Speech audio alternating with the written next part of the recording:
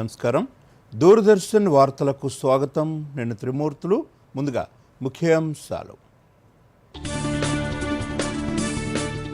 Hyderabad house వేదికగా ప్రారంభమైన 23వ Bharat Russia వార్షిక శిఖరాగ్ర సమావేశం. హాజరైన ప్రధాని మోదీ, రష్యా అధ్యక్షుడు పుతిన్. రక్షణ, వాణిజ్య, అణు ఇంధన రంగాల్లో ఇరు దేశాల మధ్య కుదరనున్న కీలక ఒప్పందాలు. రాజ్ఘాట్లో గాంధీజీ సమాధి వద్ద నివాళులర్పించిన రష్యా అధ్యక్షుడు పుతిన్. రాష్ట్రపతి భవన్ వద్ద పుతిన్కు స్వాగతం పలికిన రాష్ట్రపతి ద్రౌపది ముర్ము, ప్రధాని మోదీ. త్రివిధ దళాల గౌరవ వందనం స్వీకరించిన పుతిన్. వరంగల్ ప్రజాపాలన విజయోత్సవ సభకు సీఎం రేవంత్ రెడ్డి. సుమారు 600 కోట్ల రూపాయల అభివృద్ధి పనులకు శంకుస్థాపన. నర్సంపేట బహిరంగ సభలో పాల్గొననున్న రేవంత్ రెడ్డి. ఇందిరమ్మ ఇళ్లపై మంత్రి పొంగులేటి శ్రీనివాసరెడ్డి కీలక ప్రకటన. అర్బన్ ప్రాంతాల్లోనూ ఇళ్లు నిర్మిస్తామని వెల్లడి. అర్హులైన ప్రతి ఒక్కరికి కేటాయిస్తామని హామీ. ఆర్బీఐ కీలక ప్రకటన. రెపో రేటు 25 బేసిస్ పాయింట్ల తగ్గింపు. తగ్గనున్న వాహన, గృహ రుణాలపై వడ్డీ రేట్లు. ఆర్థిక వ్యవస్థలోకి 1,00,000 కోట్ల నగదు పంపిణీ చేయాలని ఆర్బీఐ గవర్నర్ ప్రకటన. ఇండిగో ఎయిర్లైన్స్ లో కొనసాగుతున్న తీవ్ర సంక్షోభం. 4వ రోజు ఇండిగో విమానాల రద్దు. శంషాబాద్ సహా పలు విమానాశ్రయాల్లో ప్రయాణికుల ఆందోళన. ఇండిగో సంక్షోభంపై అత్యవసర సమావేశాన్ని నిర్వహించిన కేంద్ర మంత్రి రామ్మోహన్ నాయుడు. రాజ్యసభలో ఇండిగో వ్యవహారాన్ని ప్రస్తావించిన విపక్షాలు. న్యూఢిల్లీలోని హైదరాబాద్ హౌస్ వేదికగా 23వ భారత్ రష్యా ద్వైపాక్షిక శిఖరాగ్ర సమావేశం మొదలైంది. ప్రధానమంత్రి నరేంద్ర మోదీ, రష్యా అధ్యక్షుడు వ్లాదిమిర్ పుతిన్ ఈ ఉన్నత స్థాయి సమావేశంలో పాల్గొంటున్నారు. ఇరు దేశాల ఉన్నత స్థాయి ప్రతినిధి బృందాలు కూడా సమావేశానికి హాజరయ్యాయి.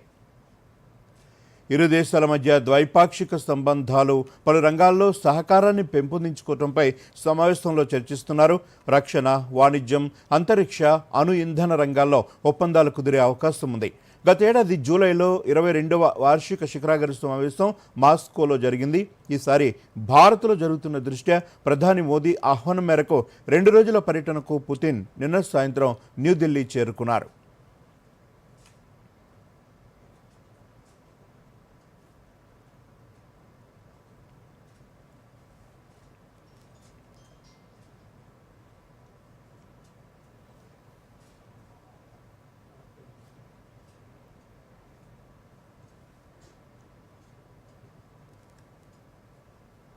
आपका स्वागत करने का अवसर मिला है। कल से आपके डेलीगेशन के लोग अनेक मीटिंगों में व्यस्त रहे हैं और बहुत सारे आउटकम के साथ आज हमारी ये समिट आगे बढ़ रही है। एक्सेलेंसी, आपकी यात्रा बहुत ही ऐतिहासिक है। 2001 में जब आपने कार्यभार संभाला और भारत की आपकी यात्रा पहली हुई, उसको आज 25 साल हो गए और उस पहली यात्रा में ही स्ट्रेटेजिक पार्टनरशिप की एक मजबूत नींव रखी गई थी। मेरे लिए पर्सनली भी खुशी की बात है कि आपके साथ मेरे परिचय को और संबंधों को उसको भी 25 साल हो गए हैं। एक्चुअली मैं मानता हूं कि ये जो 2001 में आपने जो भूमिका अदा की, मैं समझता हूं कि ये विश्वास बहुत बड़ी ताकत है और आपको मैंने अनेक बार इस विषय की चर्चा भी की है और विश्व समक्ष भी मैंने रखा है। 23వ ద్వైపాక్షిక శిఖరాగ్ర సమావేశం కోసం భారత పర్యటనలో ఉన్న రష్యా అధ్యక్షుడు వ్లాదిమిర్ పుతిన్ జాతిపిత మహాత్మా గాంధీకి ఘన నివాళులర్పించారు. ఈ ఉదయం రాజ్ఘాట్ను సందర్శించారు. జాతిపిత సమాధి వద్ద పుష్పగుచ్చం ఉంచి నివాళులర్పించారు. అనంతరం సందర్శకుల బుక్లో తన సందేశాన్ని రాసి సంతకం చేశారు.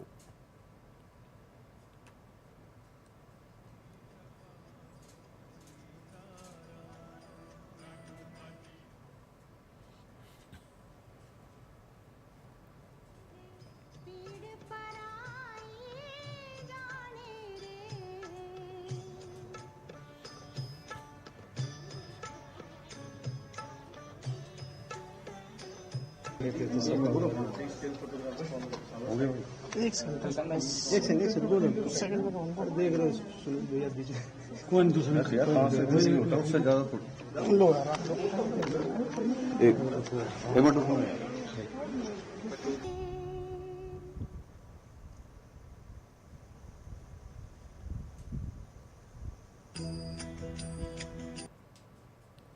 అంతకుముందు రష్యా అధ్యక్షుడు రాష్ట్రపతి భవన్ వద్ద సైనికుల గౌరవ వందనం స్వీకరించారు. రాష్ట్రపతి భవన్కు చేరుకున్న ఆయనకు రాష్ట్రపతి ద్రౌపది ముర్ము, ప్రధానమంత్రి నరేంద్ర మోదీ స్వాగతం పలికారు. 2021 తర్వాత పుతిన్ భారత్కు అధికారిక పర్యటనకు వచ్చారు. నిన్న సాయంత్రం ఢిల్లీలోని పాలెం ఎయిర్పోర్ట్ స్టేషన్లో ఘన స్వాగతం లభించింది. ప్రోటోకాల్ను పక్కన పెట్టి ప్రధాని స్వయంగా ఎయిర్పోర్ట్ స్టేషన్లో పుతిన్కు స్వాగతం పలికారు.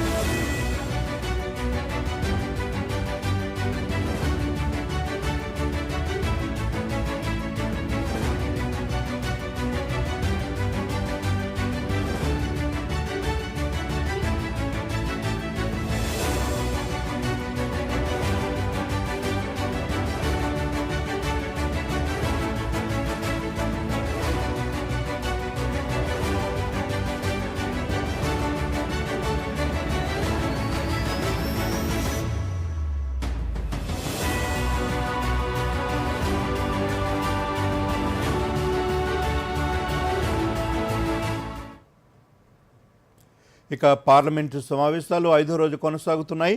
లోక్సభలో మొదట ప్రశ్నోత్తరాలను చేపట్టారు. సభ్యులు అడిగిన ప్రశ్నలకు కేంద్ర మంత్రి జేపీ నడ్డా, పలువురు మంత్రులు సమాధానమిచ్చారు. ఇక రాజ్యసభలోనూ సభ్యులు పలు అంశాలను లేవనెత్తారు. ఎంపీఆర్ కృష్ణయ్య ఉన్నత విద్యలో ప్రమాణాలు, నాణ్యమైన విద్యా బోధనపై కేంద్ర దృష్టి సారించాలని సభ దృష్టికి తీసుకొచ్చారు.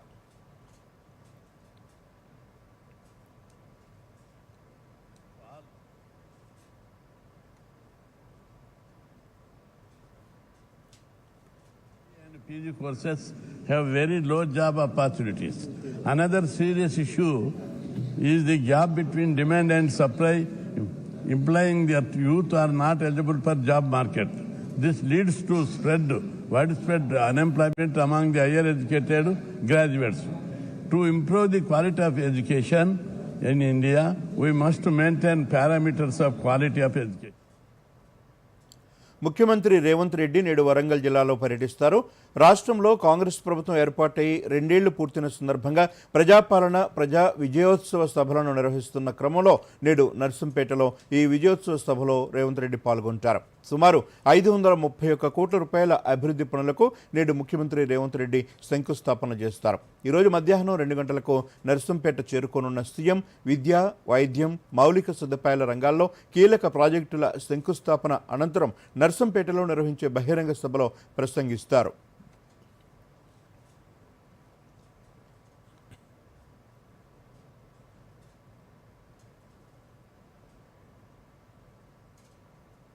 పల్లెల్లోనే కాకుండా అర్బన్ ప్రాంతాలలో కూడా ఇందిరమ్మ ఇళ్లు నిర్మిస్తామని మంత్రి పొంగులేటి శ్రీనివాసరెడ్డి తెలిపారు. కాసేపటి క్రితం ఆయన సచివాలయంలో ఇందిరమ్మ ఇళ్లపై మీడియా సమావేశం నిర్వహించారు. ఈ సందర్భంగా మంత్రి పొంగులేటి మాట్లాడుతూ రాష్ట్రంలో ఇళ్లు లేని నిరుపేదలకు ఇళ్లు ఇచ్చేందుకు చర్యలు తీసుకుంటామని అన్నారు. తాము ప్రభుత్వం వచ్చాక పేదలకు అనేక కార్యక్రమాలు చేపట్టామని, అర్హులైన ప్రతి ఒక్కరికి ఇళ్లు కేటాయించే బాధ్యత తీసుకుంటున్నామని పొంగులేటి తెలిపారు. రాబోయే 3 ఏళ్లలో పల్లెలతో పాటు అర్బన్ ప్రాంతాల్లో కూడా ఇందిరమ్మ ఇళ్లను నిర్మిస్తామని మంత్రి పొంగులేటి శ్రీనివాసరెడ్డి అన్నారు. మధ్యతరగతి వర్గాలకు కూడా ఇళ్లు ఇచ్చేలా చర్యలు చేపట్టామని పేర్కొన్నారు. G+3, G+4 విధానంలో అర్బన్ ప్రాంతాల్లో ఇళ్ల నిర్మాణానికి ప్రణాళికలు రూపొందిస్తున్నామని తెలిపారు. ప్రస్తుతం రాష్ట్రంలో 3.82 లక్షల ఇళ్ల నిర్మాణం, 3 రకాల ఇళ్ల నిర్మాణం కొనసాగుతోందని అన్నారు. కేంద్ర ప్రభుత్వం ఇచ్చే సాయం నేరుగా లబ్ధిదారుల ఖాతాల్లోకి వెళుతుందని మంత్రి పొంగులేటి తెలిపారు.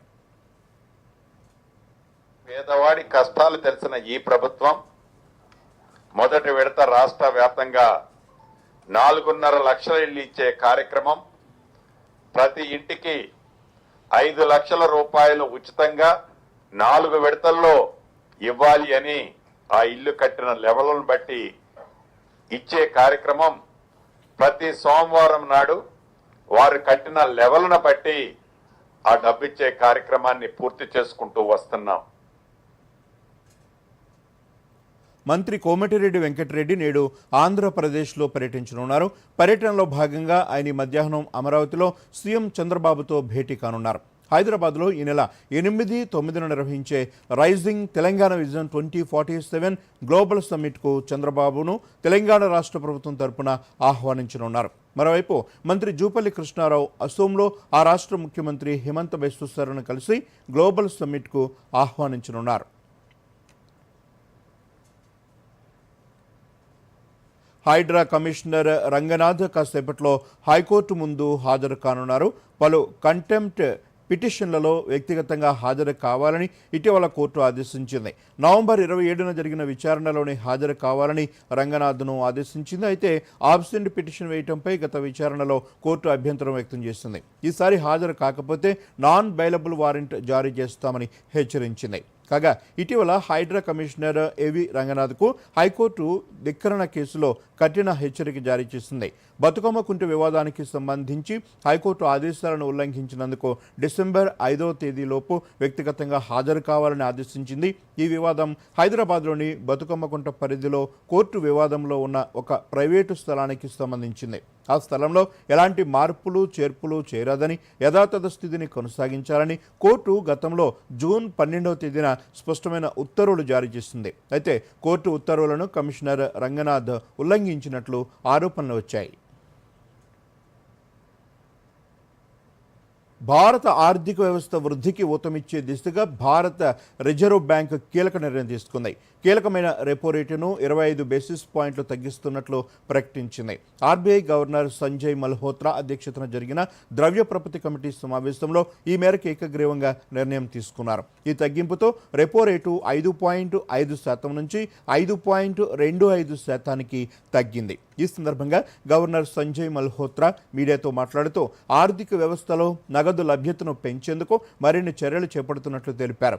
ఓపెన్ మార్కెట్ ఆపరేషన్ల ద్వారా ₹1,00,000 కోట్ల విలువైన ప్రభుత్వ సెక్యూరిటీలను కొనుగోలు చేయనున్నట్లు వెల్లడించారు. దీనికి అదనంగా $5 బిలియన్ విలువైన డాలర్ రూపాయి స్వాప్ ఏర్పాటు చేయనున్నట్లు పేర్కొన్నారు. ప్రస్తుత ఆర్థిక సంవత్సరం రెండో త్రైమాసికంలో ఆర్థిక వృద్ధి 8.2%కి చేరటం, ద్రవ్యోల్బణం 1.7%కి పడిపోవటం భారత ఆర్థిక వ్యవస్థకు గోల్డెన్ పీరియడ్ అని ఆయన అభివర్ణించారు. ద్రవ్యోల్బణం అదుపులో ఉండటం వల్లే వృద్ధికి మద్దతుగా వడ్డీ రేట్ల కోతకు అవకాశం లభించిందని వివరించారు. కాగా ఈ సానుకూల పరిణామాల నేపథ్యంలో దేశ జీడీపీ వృద్ధి అంచనాను కూడా 6.8% నుంచి 7.3%కి పెంచుతున్నట్లు ఆర్బీఐ ప్రకటించింది.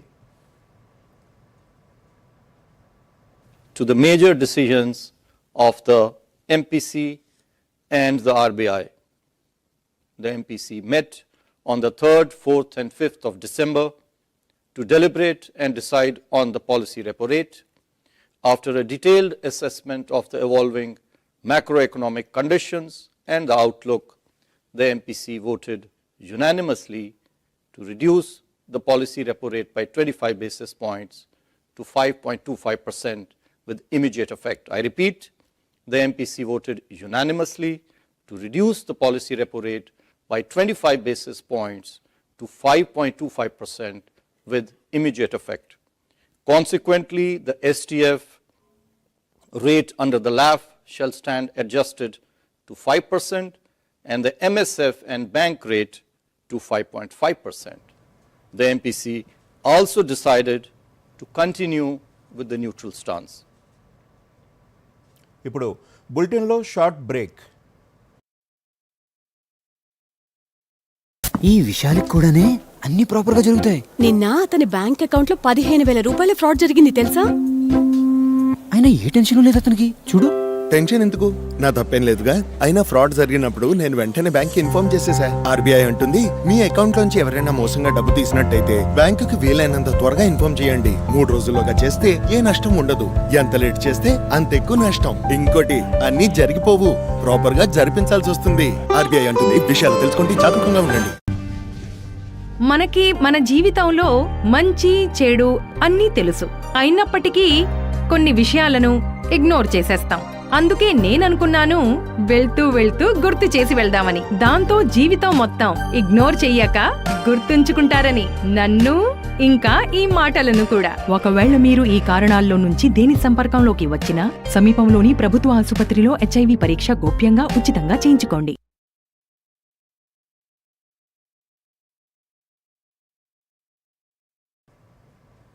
Welcome back. మంచిర్యాల జిల్లా జన్నారం కవ్వాల్ అభయారణ్యానికి స్నైపర్ డాగ్ను అటవీ శాఖ అధికారులు తీసుకొచ్చారు. హర్యానాలోని national training centre for dogs and animals 7 నెలల శిక్షణ ఇచ్చారు. తర్వాత జన్నారంలో విధుల్లోకి చేర్చారు. ఈ స్నైపర్ డాగ్ను హంటర్గా పిలుస్తున్నారు. అటవీ భద్రతలో భాగంగా ఫారెస్ట్ సిబ్బందితో పాటు ఈ శునకం గస్తీ కాస్తోంది.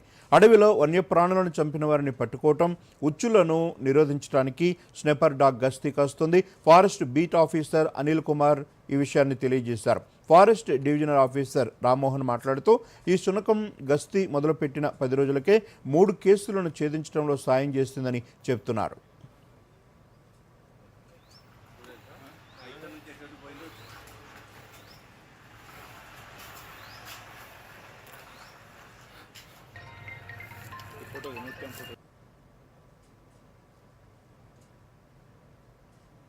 డాగ్ స్క్వాడ్గా అన్ని డివిజన్లలో పంపిస్తుంటాము. ముఖ్యంగా ఏంటంటే చాలా అతి విలువైనటువంటి టేక్ చెట్లను కొంతమంది స్మగ్లర్స్ కొట్టేసి పట్టుకెళ్ళడం ఇలాంటివి చేస్తుంటారు. వాళ్ళని మళ్ళీ ఎవరు చేశారు, ఆ నిందితులు ఎవరు, అక్యూజ్ని పట్టుకోవడం కోసం డాగ్ స్క్వాడ్ని మేము ఎంప్లాయ్ చేస్తుంటాం. ఇది లోపల తిరిగి అక్కడ కొన్ని ఆనవాళ్ళు అంటే చెమట వాసన ద్వారా, ఫిరమోన్స్ ఇలాంటి వాటి ద్వారా అది పసిగట్టి ఆ ప్రాంతంలో దగ్గరలో కనుక ఉంటే ఎక్కడ జరుగుతుంది, ఎక్కడ ఉన్నారో నిందితుల్ని పట్టుకునేటువంటి అవకాశం ఉంటుంది. ఈ మధ్య కాలంలో మేము 3-4 కేసుల్లో నిందితుల్ని పట్టుకోవడం జరిగింది. బెల్జియం షెపర్డ్లో ఒరిజినల్ మెలనోయిస్ బ్రీడ్ ఇది. ఈ డాగ్ను 2.5 months దీని ఏజ్ ఉన్నప్పుడు మాకు ఇచ్చారు. ఆల్ ఇండియా లెవెల్లో ఈ డాగ్ 3rd ప్లేస్ సాధించడం జరిగిందండి. అంటే నాతో పాటు అక్కడ చండీగఢ్ డీజీపీ గారి చేతుల మీదుగా మేము అవార్డు కూడా తీసుకోవడం జరిగిందండి. ఇది ట్రెక్కింగ్ డాగ్ అండి, అంటే wild life sniper trekking dog అంటారు దీన్ని. అడవిలో జరిగేటువంటి నేరాలు, హంటింగ్ కావచ్చు, చెట్ల యొక్క ఫిల్లింగ్ కావచ్చు, ఉచ్చులు పెట్టడం కావచ్చు, కరెంట్ తీగలు పెట్టడం కావచ్చు, వీటిపైన ఇది పనిచేస్తుందండి. ఆ హ్యూమన్ బాడీ నుంచి రిలీజ్ అయినటువంటి ఆ సెంట్ యొక్క ఆధారంగా చేసుకొని మేము అక్కడ ఒక స్పాట్ క్రియేట్ చేసి డాగ్కి స్మెల్ ఇస్తామండి. ఆ స్మెల్ని ఇది పసిగట్టి 100% అఫెండర్ను ట్రాక్ చేస్తుంది. అది 3 kilometers కావచ్చు, 4 kilometers కావచ్చు, 5 kilometers కావచ్చు అండి. రష్యా అధ్యక్షుడు వ్లాదిమిర్ పుతిన్ భారత్ పర్యటన సందర్భంగా యాదాద్రి భువనగిరి జిల్లాకు చెందిన చిత్రకారుడు ఉప్పుతో పుతిన్ చిత్రాన్ని వేశారు. భువనగిరి పట్టణం ఖిల్లానగర్కు చెందిన ఆవుల వినోద్ కుమార్ ఉప్పుతో పుతిన్ చిత్రాన్ని వేసి అందరి మన్ననలు పొందుతున్నారు. భారత్ రష్యాల మధ్య స్నేహం పరస్పరం కొనసాగాలని, తద్వారా ఇరు దేశాలు అభివృద్ధి చెందాలని కోరుతున్నట్లు వినోద్ తెలిపారు. ఈ క్రమంలోనే భారత్ రష్యా అధ్యక్షుడు పర్యటిస్తుండటంలో ఈ చిత్రాన్ని రూపొందిస్తున్నట్లు తెలిపారు. ఇరు దేశాల మైత్రిని పురస్కరించుకుని వినోద్ కుమార్ వేస్తున్న చిత్రం ఎంతో బాగుందని స్థానికులు అభినందించారు.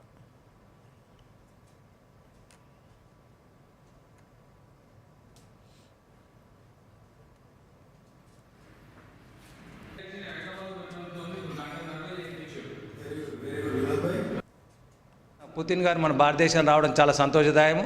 ఈరోజు ఆ 2 రోజుల పర్యటనలో ఆయన మన భారతదేశంలో తిరుగుతున్నందుకు గాను నాకొందుకు, నేను చిత్రకారుని అయినందుకు, ఆ పుతిన్ గారి మీద ఉన్న అభిమానంతో ఈరోజు నేను ఒక 5 కేజీలు ఉప్పుతోటి కలర్లతోటి ఒక 3.5 గంటలు శ్రమించి పుతిన్ గారి చిత్రపటం గీయడం జరిగింది. ఇది ఎందుకనంటే నాకు తృప్తిగా అనుకోవడం, ఎందుకంటే భారతదేశం కూడా అభివృద్ధి కొరకు అటు రష్యా ప్రభుత్వం దశాబ్దాల కాలంగా మనకు మైత్రితోటి వండుకుంటూ ఈ అన్ని విధాలా మనకు తోడ్పాటు అందిస్తున్నందుకు గాను ఈ సంతోషంతో నేను పుతిన్ గారి చిత్రపటం చేయడం జరిగింది. వాణిజ్య వ్యాపారానికి సంబంధించినటువంటి ధోరణిలో ఏదైతే ముందుకెళ్తున్నటువంటి భారతదేశ ఆర్థిక పురోగతికి రష్యా ఎంతో తోడ్పడి ఉంది. మరి ఈనాడు 4 సంవత్సరాల తర్వాత రష్యా అధ్యక్షుడు పుతిన్ గారు ఈరోజు మన భారతదేశానికి రావడం స్వాగతిస్తున్నాం. మా భువనగిరి పట్టణానికి చెందిన వినోదన్న గారు ఈరోజు ఆ స్వాగతం తెలియజేయడానికి వారి యొక్క కళారూపాన్ని వేసి వారి చిత్రపటాన్ని వేసి ఇక్కడ వారికి స్వాగతం పలకడం చాలా సంతోషకరం. ఈ మైత్రి బంధం ప్రపంచ దేశాలకి ఒక ఆదర్శంగా నిలవాలని, భారత రష్యా స్నేహబంధం ఇంకా ముందుకు ఇంకా బలోపేతం కావాలని కోరుకుంటున్నాం. भारत देश में रशिया के अध्यक्ष पुतिन जी ने आज हमारे देश में कदम रखा है, उसके लिए अपने प्रधानमंत्री नरेंद्र मोदी जी ने उनको अपने एयरपोर्ट में जाके उनको स्वागत किया है. बहुत शुभकामनाएं हैं भारत देश के लिए.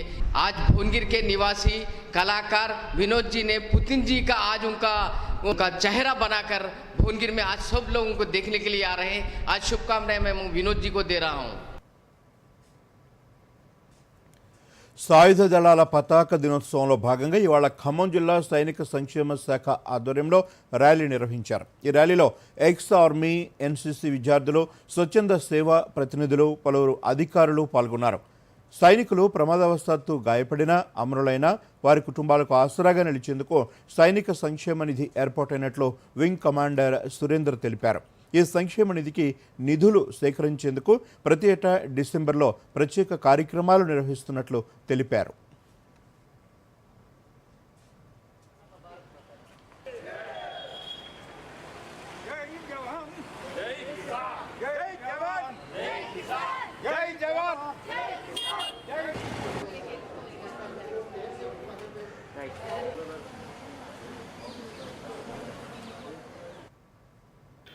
Today in Khammam, we are celebrating Armed Forces Flag Day. NCC క్యాడెట్స్ని కూడా ఇక్కడికి పిలిచి చాలా గర్వంగా, చాలా వైభవంగా ఈ ఆర్మ్ ఫోర్సెస్ ఫ్లాగ్ డేని సెలబ్రేట్ చేసుకోవడం జరిగింది. ఆర్మ్ ఫోర్సెస్ ఫ్లాగ్ డే ప్రతి సంవత్సరం కూడా ఇంతే చక్కగా గౌరవంగా సెలబ్రేట్ చేసుకుంటామని నేను ఆశిస్తున్నాను. అలాగే సివిలియన్ పాపులేషన్ని కూడా నేను రిక్వెస్ట్ చేస్తున్నాను, మీకు తోచినంత కాంట్రిబ్యూషన్ ఆర్మ్డ్ ఫోర్సెస్ వెటరన్కి అందించగలరని కోరుకుంటున్నాను. ఈ సాయుధ దళాల పతాక దినోత్సవం సందర్భంగా మనము పౌర సమాజం నుంచి విరాళాలు సేకరిస్తాము. త్రివిధ దళాల్లో పనిచేసి రిటైర్ అయినటువంటి వెటరన్స్, వాళ్ళ కుటుంబాలు, లేదా రకరకాల యుద్ధాల్లో సైనిక చర్యల్లో అమరులైనటువంటి అమరవీరుల కుటుంబాలకు, వారి కుటుంబ సభ్యులకు వివిధ సంక్షేమ కార్యక్రమాలు అమలు చేయడానికి ఈ విధంగా సేకరించినటువంటి విరాళాలని మనము ఉపయోగిస్తాం. ఇక్కడ ముఖ్యంగా గమనించాల్సిన విషయం ఏంటంటే, ఈ విరాళాలు ఇవ్వడం ద్వారా పౌర సమాజం తనని తాను గౌరవించుకోవడానికి ఇది ఒక అవకాశంగా భావించాలి.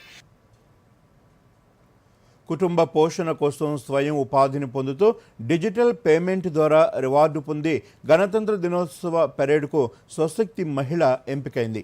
పెద్దపల్లి జిల్లా రామగుండం మున్సిపల్ కార్పొరేషన్ పరిధిలోని అల్లూరు గ్రామానికి చెందిన బాలసాని నిర్మల కుటుంబ పోషణ కోసం పీఎం స్వనిధి పథకం ద్వారా రుణం పొందారు. మొదట 10,000 రూపాయలు, ఆ తర్వాత 20,000 రూపాయలు, తర్వాత 50,000 రూపాయలు రుణం తీసుకుని ఉపాధి పొందుతున్నారు. కేంద్ర ప్రభుత్వం ప్రవేశపెట్టిన పథకం ద్వారా లబ్ధి పొందిన నిర్మలను రానున్న గణతంత్ర దినోత్సవ వేడుకలకు హాజరు కావాలని ఆహ్వానం అందించినట్లు నిర్మల తెలిపారు. తమ గ్రూప్ సభ్యురాలు ఢిల్లీలో జరిగే గణతంత్ర దినోత్సవ వేడుకల్లో పాల్గొనడం గర్వంగా ఉందని మహిళా సంఘం ఆర్పి రామాదేవి పేర్కొన్నారు. పిఎం స్వనిధి లోన్ తీసుకోవడం జరిగింది. 10,000 కరోనా టైంలో 10,000 తీసుకొని చిన్నగా కిరాణా షాప్ పెట్టుకోవడం జరిగింది. అందులో 10,000 తీసుకున్న తర్వాత తర్వాత మంచి కట్టడం జరిగింది. ఫోన్పే ద్వారా కట్టుకున్నాక 20,000 మళ్ళీ తర్వాత 20,000 తీసుకోవడం జరిగింది. 20,000 తీసుకున్న తర్వాత సారీస్, కుట్టు మిషన్, క్లాత్ సెంటర్ పెట్టుకోవడం జరిగింది. పెట్టుకున్న తర్వాత స్కానర్ ద్వారా మంచిగా కట్టుకోవడం జరిగింది. కట్టుకున్న తర్వాత 50,000 లోన్ తీసుకున్నాము. లోన్ కూడా మంచిగా కట్టుకొని డెవలప్ అయినాము. ప్రతి నెల 10,000 ఇన్కమ్ కూడా. నా కింద 22 సంఘాలు ఉన్నవి. ఆ సంఘాలలో శ్రీరామదూత సంఘము బాలసాని నిర్మల, ఈమెకి ఫస్ట్ స్ట్రెంత్ పిఎం స్వానిధి ప్రధానమంత్రి యోజన పథకం కింద 10,000 రూపాయలు నేను ఇప్పించడం జరిగింది మెప్మా ద్వారా. అందులో ఆమె తన ట్రాన్సాక్షన్ను బట్టి స్కానర్ కూడా ఇవ్వడం జరిగింది. ఆ స్కానర్ ద్వారా ఆమె చిన్నగా అభివృద్ధి పొందుతూ 10,000 రూపాయలు క్లోజ్ చేయడం జరిగింది. మళ్ళీ ఆ తర్వాత 20,000 రూపాయలు పిఎం స్వానిధిలోని ఇప్పించడం జరిగింది. ఆ చిన్నగా చేసుకున్న అభివృద్ధిని మరికొంత పెద్దగా చేసుకోవడం జరిగింది 20,000 రూపాయలని. ఇలా కేంద్ర ప్రభుత్వం ఇలాంటి పథకాలు మళ్ళీ ఇస్తూ ఆమె 20,000 రూపాయలు కూడా అయిపోవడం జరిగింది. మళ్ళీ 50,000 రూపాయలు ఇప్పించి తనకు ఆ 50,000 రూపాయలు కడుతూ స్కానర్ ద్వారా కొంత వడ్డీ తనకు వచ్చింది కాబట్టి ఆ చెక్కు మున్సిపల్ ద్వారా మేడం అరుణశ్రీ మేడం గారు ఇవ్వడం. ఖమ్మం జిల్లాలో ప్రభుత్వ పాఠశాల వినూత్న ఆలోచన చేస్తుంది. విద్యార్థులు ఉపాధ్యాయులు కలిసికట్టుగా సేంద్రియ సాగు చేపట్టారు. వీరి ప్రయత్నంలో పాఠశాలపై మధ్యాహ్న భోజన ఖర్చు తగ్గింది. ఇంతకీ ఆ స్కూల్ చేసిన ప్రయత్నం ఏంటి? వివరాలు చూద్దాం.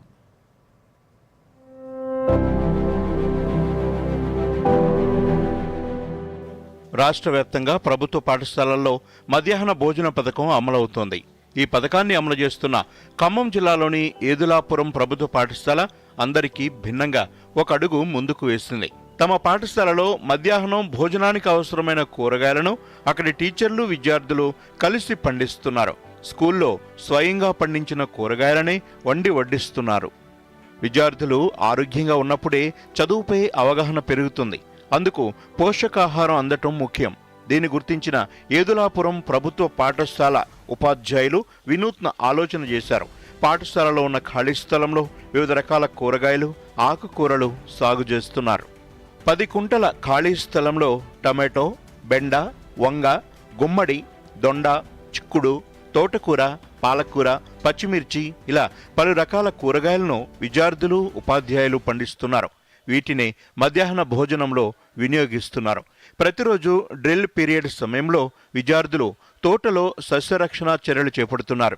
ఈ కూరగాయలను పూర్తిగా సేంద్రియ పద్ధతిలోనే పండిస్తున్నారు. క్రిమి సంహారక మందులు వాడటం లేదు. ఈ కూరగాయల సాగు గురించి తెలుసుకోవటమే కాకుండా సేంద్రియ పద్ధతిలో ఎలా పండించాలనే అంశాలను కూడా తెలుసుకుంటున్నామని విద్యార్థులు చెబుతున్నారు. మా పాఠశాలలో కిచెన్ గార్డెన్ పెంచుకుంటాము. మా క్లాస్లో గ్రూప్ వైజ్గా అందరం వారానికి ఒకసారి కిచెన్ గార్డెన్కి వచ్చి అన్ని కూరగాయలు అన్నీ మంచిగా వాటర్ పెట్టి కూరగాయలు కోసుకొని రోజు మధ్యాహ్నం భోజనంలో సాంబార్లోను వంకాయ టమాటా అలా కూరలు చేస్తారు. వాటిలో మా కిచెన్ గార్డెన్లో పండించిన కూరగాయలతో చేస్తారు. వంట చాలా బాగుంటాయి. ఆరోగ్యకరమైన కూరగాయలని పండించుకుంటున్నాము. ఏ మందు కలపకుండా చాలా రకాల కూరగాయలు పండుతున్నాయి. ఇక్కడ వంకాయ, చిక్కుడుకాయ, టమాటా, కొత్తిమీర, తోటకూర, బచ్చల కూర అన్నీ పండించుకుంటున్నాము. హెల్దీగా మధ్యాహ్నం ఫుడ్కి ఇవే వాడుతున్నాం మేము. పాఠశాల ప్రధానోపాధ్యాయురాలు శివకుమారి మాట్లాడుతూ పోషకాహారాన్ని అందించాలనే లక్ష్యంతో కూరగాయల సాగు చేపట్టినట్లు తెలిపారు. అలాగే దీనివలన మధ్యాహ్న భోజన నిర్వహణ ఖర్చు కూడా తగ్గిందని చెప్పారు. మేము కిచెన్ గార్డెన్కి కావలసిన ఏర్పాట్లు జూన్ నెలలోనే మొత్తం గ్రౌండ్ని ఎంత ప్లేస్ అయితే మేము కేటాయించుకున్నామో అంత ప్లేస్ని దున్నించటం, ఎరువు తోలించటం చేస్తాము. అన్ని రకాల కూరగాయలు వేస్తాము. అలాగే విద్యార్థులందరికీ కూడా డివిజన్ చేసి బాధ్యతను అప్పచెప్తాము. ఒక్కొక్క క్లాస్కి ఒక రోజు వచ్చే విధంగా. మా మిడ్ డే మీల్స్లో ఈ కూరగాయలనే వాడతాము. దానివల్ల ఏమవుతుందంటే ఎరువులు, పురుగు మందులు వాడకపోవటం వల్ల కూరగాయలని, మంచి కూరగాయలు, ఆరోగ్యకరమైన కూరగాయలని వాడటం వల్ల వాళ్ళ హెల్త్ కూడా చాలా బాగుంటుంది. ఏదులాపురం పాఠశాల ఈ వినూత్న ఆలోచనతో ఇతర పాఠశాలలకు ఆదర్శంగా నిలుస్తోంది. పలు ప్రభుత్వ పాఠశాలల్లోనూ కూరగాయల సాగుకు ఆసక్తి చూపుతున్నారు. Bureau report, Doordarshan news. దేశీయ విమానయాన సంస్థ ఇండిగో ఎయిర్లైన్స్ కార్యకలాపాల నిర్వహణలో సంక్షోభాన్ని ఎదుర్కొంటోంది. వరుసగా 4వ రోజు పలు విమానాశ్రయాల్లో ఇండిగో విమానాల రాకపోకలకు అంతరాయం కలిగింది. ఢిల్లీ విమానాశ్రయంలో ఈ అర్ధరాత్రి వరకు ఇండిగో విమానాల సర్వీసులు రద్దయినట్లు అధికారులు ప్రకటించారు. ముంబైలో 118, బెంగళూరులో 100, హైదరాబాద్లో 75, కోల్కతాలో 35 విమానాలు రద్దయ్యాయి. దీంతో విమానాశ్రయాల్లో ఇండిగో విమానాల్లో ప్రయాణించేవారు తీవ్ర ఇబ్బందులు ఎదుర్కొంటున్నారు. విమానాశ్రయాల్లో గంటల కొద్దీ పడుగాపులు కాయాల్సిన దుస్థితి ఏర్పడింది. పైలట్ల కొరత, కొత్త నిబంధనలు అమల్లో యాజమాన్యం ప్రణాళిక లోపమే ఈ సంక్షోభానికి ప్రధాన కారణమని తెలుస్తోంది. నిన్న ఒక్కరోజే ఇండిగో 550కి పైగా దేశీయ, అంతర్జాతీయ విమానాలను రద్దు చేసింది. సాధారణంగా రోజుకు 170 నుంచి 200 సర్వీసులు రద్దు చేసే ఇండిగో ఒక్కసారిగా ఈ స్థాయిలో విమానాలను నిలిపివేయడంతో ప్రయాణికులు తీవ్ర ఇబ్బందులకు గురయ్యారు. దీంతో పూణే, బెంగళూరు, ముంబై, ఢిల్లీ, హైదరాబాద్, గోవా వంటి ప్రధాన నగరాల మధ్య రాకపోకలకు తీవ్ర అంతరాయం ఏర్పడింది. మరోవైపు ఇండిగో విమాన సేవలు స్తంభించడంపై పౌర విమానయాన మంత్రి రామ్మోహన్ నాయుడు సమీక్ష చేశారు. ఇండిగో సీనియర్ మేనేజ్మెంట్తో పరిస్థితిని అడిగి తెలుసుకున్నారు. ఇండిగో సంస్థ వ్యవహార శైలి పట్ల అసంతృప్తి వ్యక్తం చేశారు.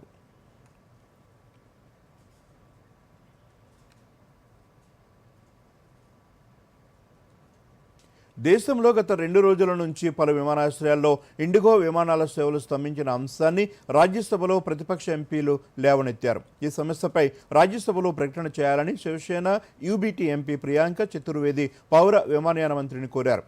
రాజ్యసభలో నిబంధన 180 కింద నోటీసు ఇచ్చారు. ఇది ప్రయాణికుల భద్రతా సౌలభ్యానికి సంబంధించిందని, అత్యవసర ప్రజా ప్రాముఖ్యతగా పరిగణించాలని కోరారు.